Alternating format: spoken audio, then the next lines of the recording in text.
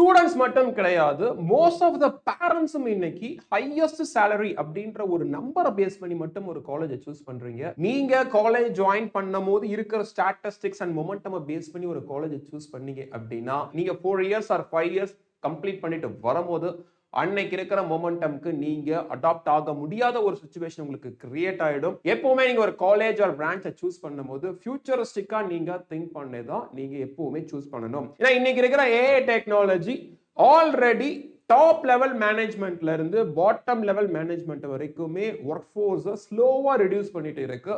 இது 2 or 3 years or 4 yearsல level 1 and level 2 லெவல்ல இருக்கிற ஒர்க் ஃபோர்ஸை கம்ப்ளீட்டா வேனிஷ் பண்ணிடும்.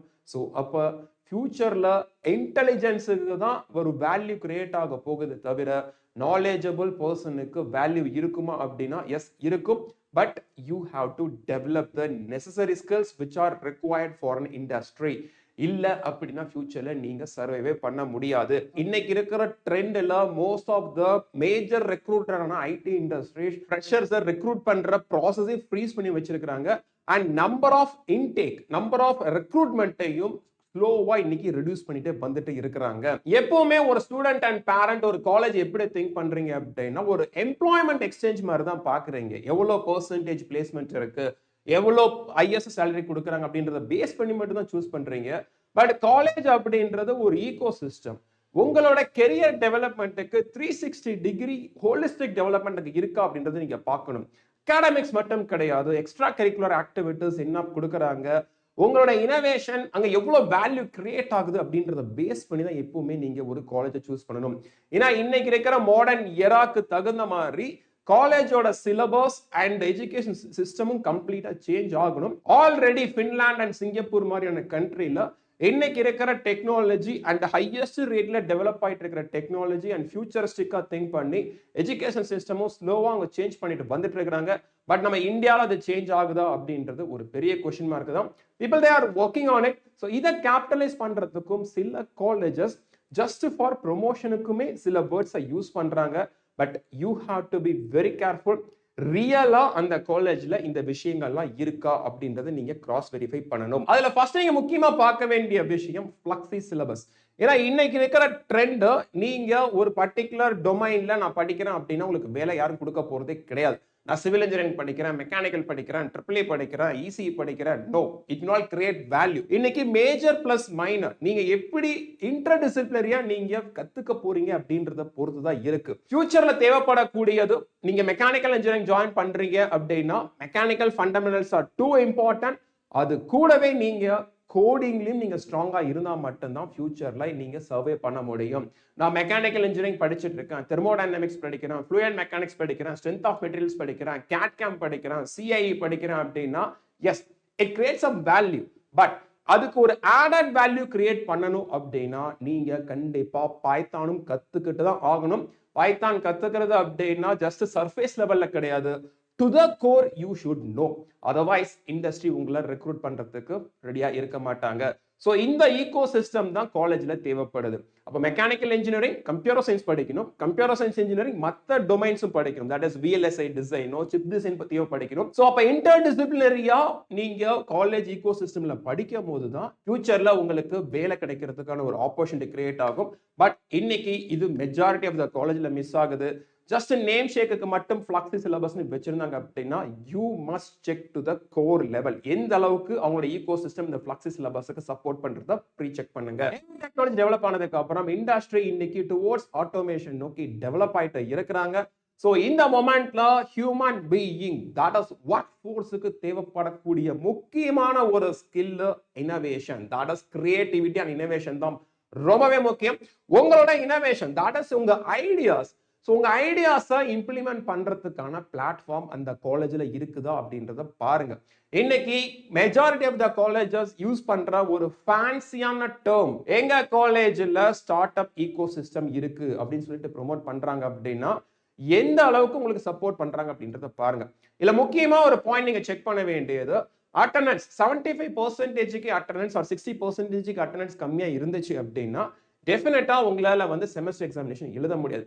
பட் இந்தியாவில் இருக்கிற ரெப்யூட்டட் இன்ஸ்டிடியூஷன்ஸ், ஈவன் நீங்க கிளாஸே அட்டெண்ட் பண்ணலனா கூட, even if you have a 0% attendance, but you have a good idea. If you are working for your idea continuously, உங்களுக்கு அட்டெண்டன்ஸ் இல்ல அப்படின்னாலுமே எக்ஸாம் எழுத அவங்க அலோவ் பண்ணுவாங்க. Because those colleges are valuing your idea. But இங்க இருக்கிற majority of college இருக்கிற problem என்ன அப்படின்னா, ஸ்டீரியோடைபிக்கா attendance is mandatory, you have to come to the class regularly. உங்களை ஒரு ஸ்மால் சர்க்கிள்குள்ள அடைக்க பார்ப்பாங்களே தவிர உங்களோட thought process and application knowledge, innovation, creativity இதெல்லாம் இன்க்ரீஸ் ஆகிறதுக்கு அந்த ஈகோ சிஸ்டம் சப்போர்ட் பண்ணுதா அப்படின்றத பாருங்க. சோ அப்படி சப்போர்ட் பண்ணல அப்படின்னா what I can to was, so try to attend hackathons மாதிரியான ஈவெண்ட்ஸ் வந்து நீங்க மேக்ஸிமம் அட்டெண்ட் பண்ண ட்ரை பண்ணுங்க. பிகாஸ் நீங்க ஹேக்கத்தான்ஸ்லாம் பார்ட்டிசிபேட் பண்ணும்போது காலேஜ்ல கண்டிப்பா ஓடி உங்களுக்கு ப்ரொவைட் பண்ணுவாங்க. That is on duty attendance கொடுத்துருவாங்க உங்களுக்கு. இன் கேஸ் அங்கேயும் உங்களை அலோவ் பண்ணல அப்படின்னா டெஃபினெட்லி உங்களோட தாட்ஸ், உங்களோட இன்னோவேட்டிவ் தாட்ஸுக்கு அங்க ஒரு வேல்யூவே கிரியேட் ஆகாது. ஃபியூச்சர்ல நீங்க என்ன வாங்கணும்னு நினைக்கிறீங்களோ டெஃபினட்டா அதுக்கான ஒரு பெரிய பேரியரா அது கிரியேட் ஆயிடும். உங்க ஐடியாவை நீங்க எக்ஸிக்யூட் பண்ணணும், அது ஒரு ப்ராடக்டா மார்க்கெட்டுக்கு கொண்டு வரணும் அப்படின்னா ஃபண்டிங் இஸ் டூ இம்பார்ட்டன்ட். இன்னைக்கு நீங்க நிறைய அட்வர்டைஸ்மெண்ட்ஸ் பார்த்துருக்கலாம் காலேஜஸோடது. எங்க காலேஜ்ல இன்குபேஷன் சென்டர் இருக்கு, so we have this much of investment, இந்த கம்பெனிஸ் டைரக்டா எங்களுக்கு இன்வெஸ்ட் பண்றாங்க, அண்ட் இந்த கம்பெனியோட ரிசர்ச் ப்ராஜெக்ட்ல இங்க போயிட்டு இருக்குன்னு சொல்லிட்டு நிறைய advertisements and fancy words like incubation centre நீங்க பார்த்திருப்பீங்க. உங்களோட ஐடியாக்கு அந்த காலேஜ் ஃபண்டிங் பண்றாங்களா அப்படின்றத பாருங்க. ஏன்னா ஸ்டார்ட் அப் ஈகோ சிஸ்டம் அப்படின்னும் போது ஃபண்டிங் இஸ் டூ இம்பார்ட்டன்ட். நம்ம கை காசு போட்ட எல்லா ரிசர்ச் அண்ட் டெவலப்மெண்ட்மே பண்ண முடியல. Let us take an example. ஒரு சென்சார் வாங்கணும், அந்த சென்சாரோட காசு 10,000 rupees இருக்கு அப்படின்னா you able to spend. But உங்க ஐடியாக்கு உண்மையாலுமே அந்த காலேஜ்ல ஒரு ஈகோ சிஸ்டம் இருக்கு அப்படின்னா காலேஜ் வுட் ஸ்பெண்ட், அவங்க உங்களுக்கு சப்போர்ட் பண்ணணும்.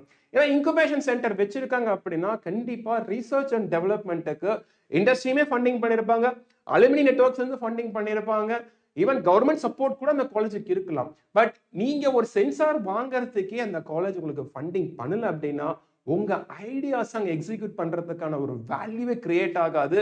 இது வேல்யூ கிரியேட் பண்ணனா கூட ப்ராப்ளம் கிடையாது.